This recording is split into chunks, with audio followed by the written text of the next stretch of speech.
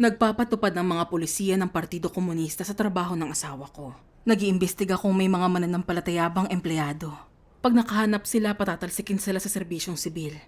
Takot ang asawa ko mawala ng trabaho, kaya lagi niyang sinasabing bitiwan ko ng pananampalataya ko.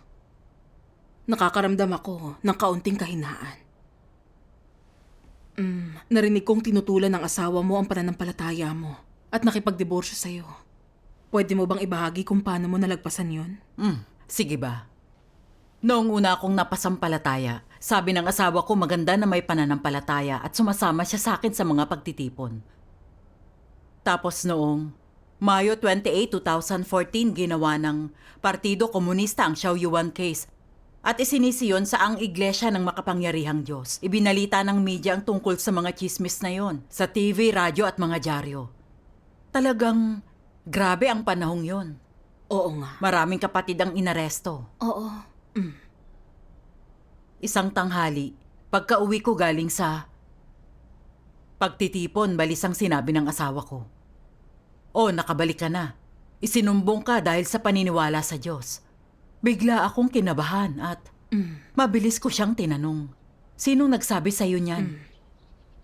Hininaan niya ang boses niya at sinabing, "Kaninang umaga, tinawag ako ng leader ng work unit at ng kalihim ng Discipline Inspection Commission para sa isang pulong, na halos lahat ay tungkol sa relihiyon mo. Matagal na raw pinangalanan na isang kulto ng Central Committee ang Iglesia ng Makapangyarihang Diyos. At talagang sinusugpo nila yon. Sa buong bansa, mula sa mga nayon, pabrika at minahan hanggang sa mga negosyo at institusyon, lahat ay naghahanap ng mga nananalig. Lahat sila ay pinatatalsik. At hindi rin daw pinapayagan ang mga miyembro ng partido na magkaroon ng relihiyon. At kung malamang meron sila, patatalsikin sila sa serbisyong sibil. Hindi makakapasok sa universidad ang mga anak nila at makakapagtrabaho sa serbisyong sibil." Sinabi niya na isang mananampalataya ang kasamahan niya na si Mijiao. Kaya di lang siya pinaalis, kundi pinatalsik pa sa serbisyong sibil pati asawa niya. At kahit na mataas ang score ng anak nila sa college entrance exam, hindi siya natanggap. Kung ipagpapatuloy ko raw ang pananampalataya ko, maaapektuhan nun ang buong pamilya namin. Tapos matagal siyang tumahimik at malungkot na sinabi sa akin, "Matagal ko nang pinag-iisipan to. Hindi makabubuti sa atin ang patuloy na paniniwala sa makapangyarihang Diyos. Kaya para sa kapakanan ng pamilya natin, nagdesisyon akong isuko to. Kung patuloy kang maniniwala, sa bahay mo na lang isagawa. Bawal kang gumawa sa labas ng bahay. Kapag isinumbong ka uli dahil sa paniniwala sa makapangyarihang Diyos, magdurusa ang buong pamilya natin kasama mo." Anong naramdaman mo nang biglang hadlangan ng asawa mong pananampalataya mo? Oo nga. Alam nyo, sa totoo lang, hindi ko talaga yon inaasahan sa kanya. Noong una, hindi ko talaga alam kung ano ang gagawin at talagang nabalisa ako. Nakita kong matibay ang paninindigan ng asawa ko rito. At dahil natakot sa mga pagbabanta ng partido, hindi na siya nangahas na maniwala. At ayaw niya na rin na maniwala ako o gawin ang tungkulin ko. Pero hindi pwedeng hindi ako maniwala sa Diyos. Mismo. Ito ang tunay na daan, ang pagpapakita at gawain ng Diyos. Nagpapahayag siya ng mga katotohanan para linisin at iligtas tayo. Talagang kailangan kong maniwala. Pero naisip ko, naisumbong na ako at wala na akong makukuhang suporta mula sa asawa ko. Kung patuloy kong gagawin ang tungkulin ko, haharap ako sa mga balakid. At kung maaresto ako, madadamay ang pamilya ko. Titigil na lang ako sa pagdalo at paggawa ng tungkulin ko at sa bahay na lang magsagawa. Sa tingin ko, magiging mas ligtas ngayon. At baka mailigtas nun ang pamilya ko. Pero nakonsensya naman ako sa ideyang naisip ko. Nadadala ang ilang bagong mananampalataya sa mga chismis at kasinungalingan na ikinakalat ng partido. Kaya kailangan nila ng pagbabahagi para matulungan sila. Tama. Kung hindi ako lalabas at gagawa ng tungkulin ko, isa akong taksil na tumatakas sa gitna ng labanan. Hindi yun nakaayon sa kalooban ng Diyos. Oo nga. Hindi ko pwedeng baliwalain ang konsyensya ko. Siyempre. Naisip ko na hindi. Kasing simple. Ang mga bagay gaya ng iniisip ko. At di ako pwedeng magpadalos-dalos. Kinausap ko ang leader ko si Sister Lee para maghanap kasama niya. Mabuti. Patuloy ko yung pinag-isipang mabuti habang papunta roon. Sabi ng asawa ko dati maganda ang pananampalataya at suportado niya ako sa tungkulin ko. Pero ngayon siya'y nakinig na sa leader niya at tumigil na sa paniniwala. Ayaw niya na rin na maniwala ako. Isa yung bigla ang pagbabago. Matapos ang maraming pag-iisip, napagtanto kong natatakot siya sa kung paano nito maaapektuhan ang posisyon niya. Pangangalaga yun sa sarili. Oo. Talagang hindi ako naging komportable rito. At naisip ko, nilikha ng Diyos ang tao at natural ang pagkakaroon ng pananalig at pagsamba sa Diyos. Kaya, ba't ayaw ng partido na magkaroon ng pananampalataya ang mga tao? Bakit ito magdudulot ng problema para sa kinabukasan ng pamilya mo? Hindi ba ginagarantiya ng pambansang konstitusyon ang kalayaan sa paniniwala? Kung ganun, bakit gigil na pinipigilan ng partido ang mga mananampalataya? Ay, talaga namang napuno ako ng pagkalito. Ano ang naging pagbabahagi sa'yo ni Sister Lee? Oo nga. Pinagbasa ako ni Sister Lee ng isang sipi ng mga salita ng Diyos. Sa pahina 817, sa madilim na lipunang ito kung saan walang awa at di makatao ang mga demonyo, paano matitiis ng hari ng mga dyablo na pumapatay nang di kumukurap ang pag-iral ng Diyos na kaibig-ibig, mabait at banal? Paano nito maaaring papurihan at ipagsaya ang pagdating ng Diyos? Ang mga utosang to, sinusuklian ng puot ang kabaitan, matagal na nilang hinamak ang Diyos. Inaabuso nila ang Diyos, sukdulang malupit at walang pagsasaalang-alang sa Kanya. Sila'y nandarambong at nanloloob na wala ng likas na kabutihan, bingi sa kanilang budhi. At tinutokso nila ang mga walang muwang upang mawala ng katwiran. Mga ninuno ng sinauna, minamahal na mga lider, tinututulan nilang lahat ang Diyos. Ang panghihimasok nila'y iniwan ang lahat ng nasa ibaba ng langit sa kadiliman at kaguluhan. Kalayaang pangrelihiyon, lehitimong mga karapatan at mga interes ng mga mamamayan, lahat ng yon ay panlalansi para sa pagtatakip ng kasalanan. Bakit naglalagay ng isang di mapapasok na balakid sa gawain ng Diyos? Bakit gumagamit ng iba't ibang pandaraya upang linlangin ang mga tao ng Diyos? Nasaan ang tunay na kalayaan at lehitimong mga karapatan at interes? Nasaan ang katarungan? Nasaan ang kaaliwan? Nasaan ang init? Bakit gumagamit ng panlalansi upang linlangin ang mga tao ng Diyos?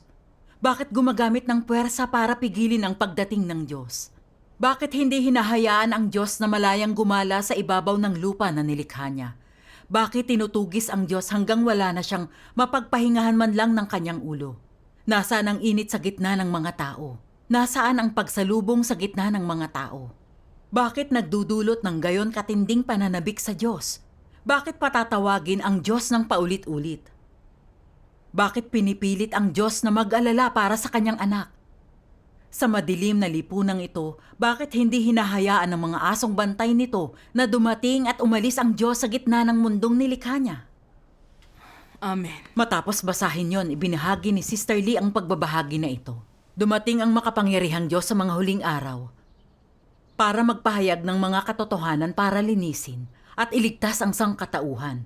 Maraming tunay na mananampalataya ang nakarinig sa tinig ng Diyos at tinanggap ang makapangyarihang Diyos.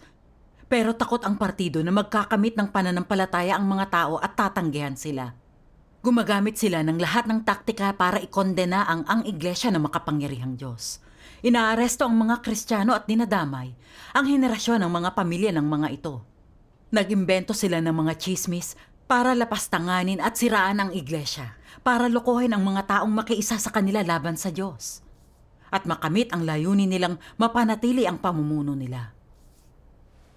Ang partido'y grupo ng mga galit sa Diyos, lumalaban sa Diyos na masasamang demonyo. Sa ibang bansa, nagpapahayag sila ng suporta sa kalayaan sa relihiyon. Pero para lang yon, magsinungaling at manipulahin ang mga tao sa mundo. Tama yan. Itong Mayo 28 Zhao Yuan case ay ang CCP na gumagawa ng maling kaso para kondenahin ang iglesia ng makapangyarihang Diyos. At ito palagi ang taktika nila para puksain ang hindi sumasang-ayon. Mismo. Pero gaano man sila kalupit, ang partido'y isang bagay na sumeserbisyo sa mga kamay ng Diyos. Tinutulutan sila ng Diyos na kumilos sa ganitong paraan para magkamit kayo ng pagkaunawa sa kanila, para makita nyo ang masama nilang diwa at hindi na mapaniwala pa nila. Sa huli ay, magagawa nyong tanggihan si Satanas at bumaling sa Diyos. Ito ang pagliligtas ng Diyos. Amen. Ang paliwanag ni Sister Lee, ang tumulong sa aking maunawaan ang masamang diwa ng sisipi na pagkapuot sa Diyos. Ginagamit nila ang kinabukasan ng asawa at anak ko para pagbantaan ako, para ipagkanulo ko ang Diyos. Hindi ako makikipagkasundo kay Satanas. Paano man ako apihin ng partido o paano man ako hadlangan ng asawa ko, kailangan kong magkaroon ng pananalig at sundin ng Diyos at gawin ang tungkulin ko. Amen. Nagbahagi ka ba sa asawa mo? Ano ang naging reaksyon niya? Gabi-gabi ko yung ginawa pero walang naging epekto sa kanya ito. Sinabi niya pa, maraming taon na akong nagtrabaho sa loob ng sistemang ito. At nakita ko na ang CCP na nag-imbento ng hindi mabilang na maling kaso, mas marami akong alam kaysa sayo. Pero isang autokratikong bansa ang China. At dito tayo ipinanganak. Kailangan mong sumunod sa mga pulisiya ng partido. Kung hindi, tiyak na parurusahan ka. Ang mahinay hindi matatalo ang malakas.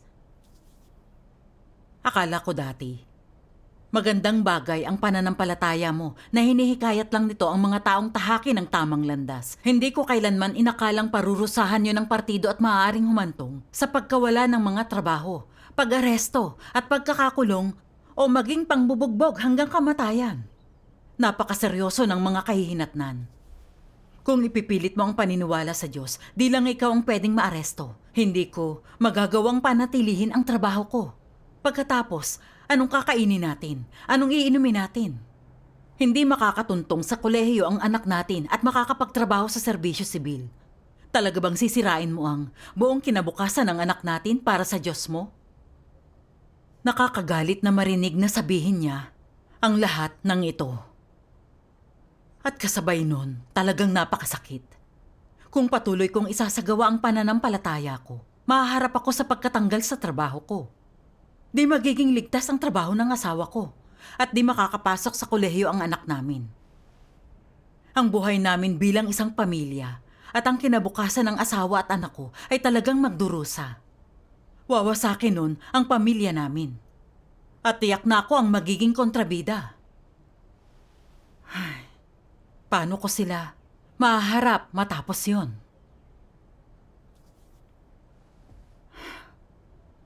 Nahiga ako sa kama noong gabing yun. Nanatiling gising, hindi makatulog kahit konti. Ganun din ang nararamdaman ko. Nakakabahala yun para sa akin. Pero ang tanong ko, paano ka nakawala sa kalagayang ito? Oo nga. Nung sandaling yun, tahimik akong nanalangin sa Diyos, hinihiling sa Kanya. Nabantayan ang puso ko, gabayan ako, na ipakita sa akin ang daan. Nabasa ko to sa mga salita ng Diyos. Ang puso't espiritu ng tao ay nasa kamay ng Diyos. Lahat ng tungkol sa buhay niya ay namamasdan ng mga mata ng Diyos. Oo. Naniniwala ka man dito o hindi. Anuman at lahat ng bagay, buhay man o patay, ay lilipat, magbabago, mapapanibago, at maglalaho alinsunod sa mga iniisip ng Diyos. Ganito pinamumunuan ng Diyos ang lahat ng bagay. Amen. Amen. Amen. Parang may napakalaking kalawakan ang bumukas sa loob ko. Napagtanto kong nagahari ang Diyos sa lahat ng bagay at ang puso at espiritu ng mga tao ay hawak niya. Pati na ang kapalaran ng asawa at anak ko. Kung mawawalan man ng trabaho ang asawa ko o hindi at ang pagpasok ng anak ko sa kolehiyo, ang Diyos ang may huling salita ron. Tama. Hindi yun mapapangasiwaan ng sinumang tao. Tama Tama yan. yan. Bukod doon, ang pagkakaroon ng pananalig ay pagtahak sa tamang landas ng buhay at di pa ako lumabag sa batas. Kapag nadamay ang pamilya ko rito, kagagawan yun ng Partido Komunista. Yun ay dahil sa kasamaan ng partido. Oo. Nang maunawaan ko ito, nanalangin ako sa Diyos. Inilalagay sa mga kamay niya ang kinabukasan ng asawa at anak ko. Medyo mas bumuti ang pakiramdam ko matapos yon. Pagkatapos, sinabi ko sa asawa ko, lubos na kalmado, nilikha ng Diyos ang tao at tama na maniwala tayo at sambahin siya. Hindi ko mabibitawan ang pananampalataya ko para maingatan ang pamilya natin. Hindi ako pwedeng lumaban sa Diyos at saktan siya. Di ka na naniniwala dahil sa takot sa partido, sa pagkawala ng trabaho mo, ng pamumuhay mo. Kagustuhan mo yan. Pero sigurado ako na ang makapangyarihang Diyos ang nag-iisang tunay na Diyos. At nagtamasa ako ng napakaraming biyaya niya at mga probisyon niya ng katotohanan. Di ako pwedeng mawala ng utang na loob at talikuran siya. Mismo. At saka ang Diyos ang namamahala sa kapalaran ng sangkatauhan at lahat ng bagay ay nasa mga kamay niya. Kung mangyari man na itiwalag ako o kung tanggalin ka man, kung makapasok man sa kolehiyo ang anak natin, nasa mga kamay na yun ng Diyos at wala sa tao ang huling salita. Amen. Dahil di niya nagustuhan na di ko ginagawa ang gusto niya, nagtaas siya ng boses at sinabing, wala akong paki sa sinasabi mo. Hindi ka na pwedeng lumabas para makipagtipon. Dito ka magsasagawa sa bahay. Sabi ko, paano yun naging pananampalataya kung di pupunta sa mga pagtitipon o ginagawa ang tungkulin ko? Ang pananampalataya sa pangalan lang ay pagiging walang pananalig. Ikaw ang namamahala sa usaping pampamilya. Pero di ko magagawa ang sinasabi mo pagdating sa pananampalataya ko. Nang makita niya kung gaano ko kadesidido, lumayo siya galit at padabog na isinara ang pinto at umalis. Kinumbinsi niya raw ang pamilya niyong sabihan kang bitawan ng pananalig mo? Ganun nga. Pagka-uwi ko mula sa pagtitipon isang gabi nakita kong puno ng mga tao ang salas namin. Yung tatay ko na nasa 80 na ay nandun din. Yung tiyuhin ko, kapatid na babae, bayaw at kapatid na lalaki ay nakaupo at nakatitig sa akin. Nang makita ko, nagalit ang tatay ko at sinabi. Nang nakaturo sa akin ang isang kamay habang ang isa'y nakahawak sa sofa, pumunta ka sa isang pagtitipon ano. Paano mo nagawa yun? Parang baliw na hinuhuli ng partido ang mga Kristiyano. Di ka natatakot na maaresto? Anong mangyayari sa anak mo pag inaresto ka? Paano makakaraos ang lahat? Mula bukas, bawal ka nang lumabas ng bahay. Dito lang ako at magbabantay sa'yo. Bumuntong hininga ang tiyuhin ko at nanghihinang nagsabi. Talagang seryoso ang pagbira laban sa mga Kristiyano sa China ngayon. Anong mabuting idudulot sa'yo ng pananampalataya mo? Madadamay ang lahat sa pamilya natin kapag inaresto ka. Gumawa ka ng tama para sa pamilya mo. Sumabat ang kapatid ko habang nanlalaki ang mata. Gusto ng partidong lipulin ang iglesia ng makapangyarihang Diyos. Binabantayan ng kumpanya ko ang pagkilos ng lahat ng empleyado na nagpapabalisa sa lahat. Paano ka nagkakalakas ng loob na lumabas ngayon? Wala ka man lang bang takot? Di ka ba natatakot na maaresto? Simula bukas hindi ako magtatrabaho. Dito muna ako para bantayan ka. At idinagdag pa ng bayaw ko. Lagi mo kaming iniisip sa lahat ng bagay na gawin mo. Lagi kong hinahangaan ang pagiging maingat mo at malaki ang respeto ko sa'yo. Parang ibang tao ka na ngayon. Bakit hindi ka na nakikinig kanino man? Kung hindi mo man iniisip ang sarili mo, kahit kami na lang ang isipin mo. Pag may kung anong nangyari sa'yo, makakaapekto yon sa buong pamilya natin. Di ko pwedeng hayaan ka na sirain ang buong pamilya natin. Simula bukas, susundan kita gamit ang kotse saan ka man magpunta. Nagsalita silang lahat para yung isa sa mga pampublikong pagtutuligsa ng Cultural Revolution. Nang makita ko ang pinatutunguhan nun, matigas at patas akong nagsalita.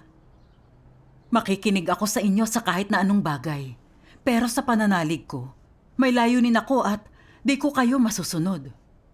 Ang makapangyarihang Diyos ang nag-iisang tunay na Diyos. Nagpahayag siya ng mga katotohanan para linisin at iligtas ang sangkatauhan. Minsan lang to sa buhay. Ganun nga. Sino mang walang pananampalataya na di tumatanggap sa katotohanan ay babagsak sa sakuna sa mga huling araw. Ibinahagi ko sa inyo ang ebanghelyo at alam niyong mabuting bagay ang pananampalataya. Kaya ba't di kayo naniniwala at sumusunod pa sa partido at hinahadlangan ako para pagtaksilan ko ang Diyos? Talaga bang para ito sa sarili kong kabutihan? Hindi nyo malaman ang mabuti sa masama, tama sa mali. Sumusunod lang kayo sa partido, gumagawa ng masama at sumasalungat sa Diyos. Kung hindi kayo magsisisi, mapupunta kayo sa impyerno at mapaparusahan kasama silang lahat. Wala silang anumang sinabi bilang sagot sa mga sinabi ko. Umalis silang lahat nung gabing yun. Pwera sa tatay ko na nagpaiwan para bantayan ako. Kinaumagahan pasakay na ako sa bisikleta ko para umalis. Pero hinawakan ng tatay ko ang bisikleta ko, ayaw akong payagan. Pumunta rin araw-araw ang kapatid ko para siguruhin hindi ako lumabas. Isang umaga habang sinusubukan kong umalis, kumuha siya ng bangko at ihahampas sana sa akin. Pero humantong siya sa paghampas nun sa sahig dahil sa galit, dahilan para mahati yun. Nakakadismaya para sa akin na makitang kumikilos ng ganito ang pamilya ko. Anong klaseng mga mahal sa buhay sila? Dati kaming isang malaki at masayang pamilya, pero tinulak sila ng pangsisiil ng Partido Komunista. Sa puntong tinatrato nila akong parang kaaway. Nagsisimula ng talagang manghina ang puso ko. At naisip ko, kailan ba matatapos ang masasamang araw na to? Kung ititigil ko ang pagpunta sa mga pagtitipon, tiyak na hindi na nila ako tatratuhin ng ganito. Sa puntong yun, napagtanto kong nahuhulog ako sa isa sa mga panlalansi ni Satanas. Sinamantala niya ang mga pagmamahal ko para pagtaksilan ko ang Diyos. Alam kong hindi ako pwedeng magpalinlang. Nanalangin ako sa Diyos. Nagabayan niya akong maunawaan ang kalooban niya para makatayo akong saksi para sa Kanya. May sipi ba ng mga salita ng Diyos na tumulong sa'yo na manatiling malakas? Oo nga. Sa isang pagtitipon, nakahanap ang leader ng siping nagpapatungkol sa problema ko. Sa pahina 1507, kapag ang mga tao ay ililigtas pa lamang, ang mga buhay nila ay madalas na pinanghihimasukan at maaaring pinamamahalaan ni Satanas. Sa madaling salita, ang mga tao na hindi pa naililigtas ay itinuturing na mga bilanggo ni Satanas. Sila rin ay walang kalayaan. Hindi pa sila binibitawan ni Satanas. Sila ay hindi kwalipikado at walang karapatang sumamba sa Diyos. At sila'y labis na tinutugis at nilulusob ng matindi ni Satanas. Ang ganitong mga tao ay walang kaligayahan na masasabi. Walang karapatan sa isang karaniwang buhay na masasabi. At higit pa rito, wala silang dangal na masasabi. Oo.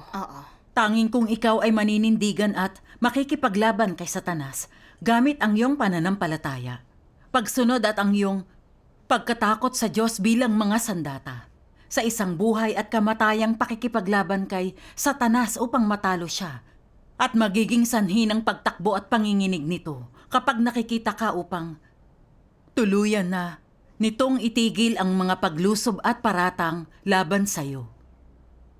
Saka ka lang maililigtas at magiging malaya. Tama yan. Kung ikaw ay determinadong lumaya ng lubusan mula kay Satanas, ngunit wala kang mga sandatang tutulong sa'yo upang talunin si Satanas, ikaw ay tiyak na manganganib pa rin. At sa paglipas ng panahon, kapag napahirapan ka ni Satanas na wala ka ng lakas, ngunit di ka pa rin makapagpatotoo, o ganap na mapalaya ang iyong sarili mula sa mga paratang at pag-atake niya, magiging maliit lamang ang pag-asa na maililigtas ka. Sa huli, pag ipinapahayag na ang konklusyon ng gawain ng Diyos, ikaw ay nasa pagkakahawak pa rin ni Satanas kung saan hindi mo magawang palayain ang iyong sarili. At dahil dito, hindi ka na magkakaroon ng pagkakataon o pag-asa. Kung gayon ang ipinapahiwatig nito ay magiging ganap na mga bihag ni Satanas ang ganitong mga tao. Oo. Amen. Matapos ang pagbabahagi niya na unawaan kong ginagawa ng CCP ang lahat para abalahin at gambalain ang gawain ng Diyos. At linlangin ang buong pamilya ko gamit ang lahat ng uri ng chismis. Para sumuporta sila ron, inaatake ang pananampalataya ko. Gusto ako nitong mahigpit na kontrolin sa ilalim ng sakop nito. Para di ko masunod ang Diyos at matahak ang tamang landas. Nahahantong sa pagpaparusa sa impyerno. Oo nga. Kung sinunod ko si Satanas, nag-aalala sa pamilya ko. Isinusuko ang pagsasagawa ko ng pananampalataya ko at paggawa sa tungkulin ko. Susunggaban ako ni Satanas at mawawala ko ang pagkakataon ko sa kaligtasan. Tama yan. Ang katotohanang, tinrato ako ng asawa at mga kamag-anak ko na gaya ng kaaway nila dahil lang sa paniniwala ko. Ay nangangahulugang mga tagasunod sila ng malaking pulang dragon at ganap silang mga tau-tauhan nito. Di ko pwedeng hayaang magawa ni Satanas ang balak niya, kundi kailangan kong sumandal sa Diyos, tumayong saksi para sa kanya at ipahiya si Satanas. Nang makita nila na determinado akong sumunod sa Diyos, na isip nila na wala na akong pag-asa at lumuwag na sila sa akin. Patuloy akong gumawa ng tungkulin ko. Amen. Amen. Para yung paniniil ng mga miyembro ng pamilya, pero panggugulo ni Satanas yun. Tama yan. Hindi ko napagtanto to. Kailangan kong mahalata ang mga pakana ni Satanas at makatayong saksi. Totoo. Kung ganon, anong nangyari na ginusto ng asawa mo na makipaghiwalay sa'yo? Noong Agosto 2018 yun, may tungkulin ako sa labas ng bayan nung panahong yun. Isang araw pag-uwi ko sa bahay, galit na sinabi sa akin ng asawa ko, si Xiao Yu na binahagian mo noon ay inilista bilang wanted dahil sa paniniwala sa makapangyarihang Diyos. Dumating ang mga pulis sa trabaho ko at nagtanong. Dumating ang boss ko at hinanap ako. Tinatanong kung may connection ba tayong dalawa sa kanya at kung alam ko ba kung nasaan siya ngayon. Araw-araw akong tinatawagan ng asawa niya, tinatanong siya. Ang dahilan daw kaya nasira ang pamilya nila'y dahil ipinangaral mo sa kanya ang ebanghelyo.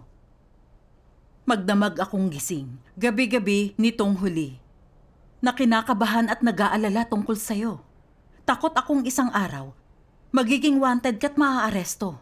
Tapos paano na ang anak natin? At sa tingin mo, paano kami makakaraos? Nagsimula rin akong mabalisa nang marinig kong sabihin niya yun sa akin. Pagkatapos, lumuha siya at sinabi niya sa akin, kailangan mo bang maniwala sa Diyos? Talaga bang ganun yun kaimportante sa'yo? Kailangan mong mamili ngayon. Pipiliin mo ba ang Diyos o pipiliin mo ako at ang pamilya natin? Nawasak ang puso ko dahil dito at noong sandaling yun. Hindi ko kayang mahiwalay sa alinman. Sa isang panig ang asawa ko na nakasama ko ng mahigit 2 dekada at nasa kabilang panig ang Diyos na nagbigay ng buhay sa akin. Sa isang sandali, di ko alam kung anong sasabihin ko. Nanalangin ako agad sa Diyos.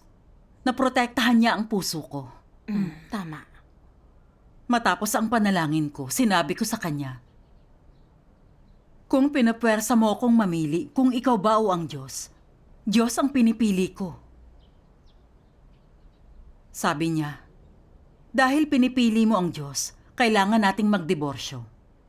Kung gusto mo ko, kailangan mong isuko ang pananampalataya mo para magkaroon tayo ng masayang buhay. Sabi ko sa kanya, nilikha ng Diyos ang tao kaya dapat sundin at sambahin ng tao ang Diyos dahil pinili kong magkaroon ng pananampalataya. Susundin ko ang Diyos hanggang sa huli. Oo. Malaya kang piliin na hindi magkaroon ng pananampalataya sa Diyos at hindi ko susubukang puwersahin ka. Pero kalayaan ko ring piliing magkaroon ng pananampalataya sa Diyos. Tungkol sa pakikipagdiborsyo, nirerespeto ko ang desisyon mo. Nang marinig niya to, sumimangot siya at hindi na nagsalita ng anuman sa akin. Pagbalik ng anak namin para sa winter break niya, sinabi niya sa akin, sinabi ni Papa na kung titigil ka sa paniniwala sa Diyos, hindi ka niya ididiborsyo. Pero kung patuloy kang maniniwala, wala siyang magagawa kundi gawin to.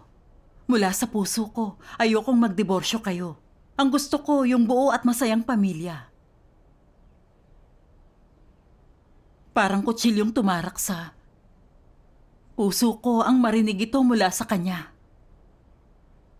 Naisip ko ang tungkol sa asawa ko na gusto talagang makipagdiborsyo. Na pag nangyari yon, hindi na talaga kami magkakasamang tatlo. Na hindi na magkakaroon ng ama o ina ang anak namin. Magiging napakalaking dagok nun sa kanya. Hindi magiging buo ang pamilya namin kung patuloy kong isasagawa ang pananampalataya ko.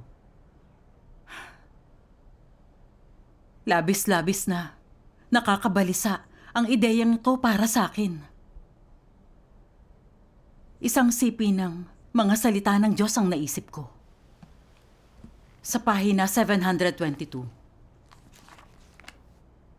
Sa bawat hakbang ng gawaing ginagawa ng Diyos sa gitna ng mga tao, sa panlabas ay mukha itong pag-uugnayan sa pagitan ng mga tao, na para bang mula sa pagsasaayos ng tao o mula sa panghihimasok ng tao. Ngunit sa likod ng mga eksena ang bawat hakbang ng gawain at lahat ng nangyayari ay isang pustahang ginawa ni Satanas sa harap ng Diyos. Hinihingi sa mga taong tumayong patotoo para sa Diyos. Gaya ng si Job ay sinubukan halimbawa. Sa likod ng mga eksena nakikipagpustahan si Satanas sa Diyos. At ang nangyari kay Job ay mga gawa ng tao at panghihimasok niya. Sa likod ng bawat hakbang ng gawain ginagawa ng Diyos sa inyo ay ang pakikipagpustahan ni Satanas sa Diyos. Sa likod ng lahat ng ito ay isang labanan. Kapag naglalaban sa espiritual na dako ang Diyos at si Satanas, paano ka dapat magbigay lugod sa Diyos at magpatotoo sa Kanya? Dapat mong malaman na ang lahat ng nangyayari sa iyo ay isang malaking pagsubok. At ang oras na kailangan ka ng Diyos na magpatotoo. Amen. Amen. Tinulungan ako ng mga salita ng Diyos na mapagtanto na para bang hinihiling sa akin ng anak ko na gumawa ako ng paraan para mabigyan siya ng isang buot masayang pamilya. Pero nasa likod nun si Satanas na tinutokso ako. Pinaglalaroan niya ang mga emosyon ko para atakihin ako at ipagkanulo ko ang Diyos. Pero ginagamit ito ng Diyos para subukin ang pananalig ko sa Kanya para makita kung ito ba ay tunay. At kung kaya ko bang tumayong saksi sa panig ng Diyos. Oo. Sa paghahanap ko, nabasa ko ang isa pang sipi ng mga salita ng Diyos. Dapat kang maghirap para sa katotohanan. Ibigay ang iyong sarili rito. At magtiis ng kahihiyan para rito. At upang higit pang makamit ang katotohanan, dapat kang sumailalim sa higit pang pagdurusa. Ito ang dapat mong gawin. Amen. Oo. Hindi mo dapat itapon ang katotohanan, alang-alang sa isang mapayapang buhay pamilya. At hindi mo dapat iwala ang dangal at katapatan ng iyong buhay para sa pansamantalang kasiyahan. Dapat mong hangarin ang lahat ng mainam at mabuti at ang isang landas sa buhay na higit na makahulugan. Amen. Amen. Binigyan ako ng mga salita ng Diyos ng pananalig at kalakasan. Alam kong kailangan kong maghirap para sa katotohanan na makabuluhan ito. Kung tinalikuran ko ang Diyos para sa pamilya ko at namuhay sa ilalim ng sakop ni Satanas, mabubuhay ako na walang ni katiting na dignidad. Tama yan. Naisip ko kung paanong ginamit ng Partido Komunista ang asawa at pamilya ko para hikayatin akong isuko ang pananampalataya ko. Ilang beses akong naging negatibo at mahina. Iniisip na magbitiw sa tungkulin, panatilihing magkasundo ang pamilya namin at makipagkompromiso kay Satanas. Pero nanatili sa tabi ko ang Diyos bilang pwersang pangsuporta ko. Inaakay ako gamit ang mga salita niya. Ginagabayan ako para maunawaan ang katotohanan at mahalata ang diwa ng sisipi na laban sa Diyos at masama para hindi na ako maligaw at mapaglaruan ito. Ito ang pagmamahal at pagliligtas ng Diyos. Amen. Di ko maipagkakanulo ang Diyos para sa sentimentalidad ko, kundi kailangan kong hanapin at makamit ang katotohanan at magsabuhay ng makabuluhang buhay. Kaya naman, sinabi ko sa anak ko, gusto ng papa mong makipagdiborsyo dahil takot siyang maapektuhan ng pananampalataya ko ang hinaharap niyo. Ayokong madamay kayo pero ang pagkakaroon ng pananampalataya, ang tamang landas, hindi ko to pwedeng isuko. Pero dapat mong malaman na hindi ako ang sumisira sa pamilya natin. Yun ay ang Partido Komunista. Tama. Wala na siyang sinabing anuman bilang sagot doon matapos ang ilang araw. Inuwi na ng asawa ko ang mga papeles para sa diborsyo at pinapirma sa akin. Habang nakikita ko ang binuo namin sa 25 taong pagsasama ay natapos ng ganun lang. Naramdaman ko ang sakit na umuusbong sa puso ko. Nanalangin ako sa Diyos.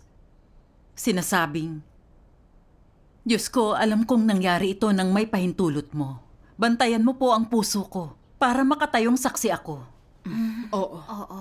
Kalaunan pumasok sa isip ko ang mga salita ng Diyos. Hindi magkatugma ang mga mananampalataya at ang mga di mananampalataya, sila'y magkasalungat. Sino mang hindi naniniwala sa Diyos na nagkatawang tao ay malademonyo at higit pa rito, wawasakin sila. Sino mang hindi kumikilala sa Diyos ay isang kaaway. Ibig sabihin sino mang hindi kumikilala sa Diyos na nagkatawang tao, nasa loob o labas man sila ng daloy na ito ay isang antikristo. Sino si Satanas? Sino ang mga demonyo? At sino ang mga kaaway ng Diyos? Kundi ang mga mapanlaban na hindi naniniwala sa Diyos? Amen. Oo, amen. Paulit-ulit akong pinigil ng asawa ko para hindi siya mawala ng katayuan ng ikinabubuhay at ginamit niya ang anak namin at ang pamilya ko laban sa akin para pigilin ako. Nakipagdiborsyo siya nang di niya ako makumbinsi. Pinupersa akong pinal na pumili sa pagitan ng Diyos at ng pamilya namin. Nagpasya siyang sundin ang Partido Komunista para protektahan ang mga personal niyang interes. Nasa landas siya ng pagkawasak. Pinili kong sumunod sa Diyos para makamit ang katotohanan at buhay na landas sa kaharian ng langit. Nasa lubos na magkaibang landas kami ng asawa ko. Oo. Nasa magkaiba kaming mundo. Imposibleng patuloy na maging masaya ang ganong pagsasama. Sa pag-iisip nito, naramdaman kong tama lang ang diborsyo at pareho kaming palalayain nun. Hindi niya na kailangang mag-alala na magkakaproblema siya at makakapagtuon na ako sa tungkulin. Pinirma ko ang pangalan ko sa kasunduang pangdiborsyo. Nasa tungkuling pang-ibanghelyo ng iglesia ako sa buong panahong yon. At inuusig man kami ng partido dahil sa pananampalataya at paggawa ng tungkulin namin sa China. At lagi kaming nasa panganib na maaresto o mamatay. Hindi ako nagsisi na ginawa ko ang desisyong ito. Gusto ko pa rin ipalaganap ang ibanghelyo at magpatotoo at sundin ang Diyos hanggang sa huli. Salamat sa Diyos. Naligayahan ang puso ko dahil sa pagbabahagi mo. At may landas pasulong na ako. Maganda yan. Sa pag-unawa lang ng kalooban ng Diyos natin, mahahalata ang mga pandarayan ni Satanas.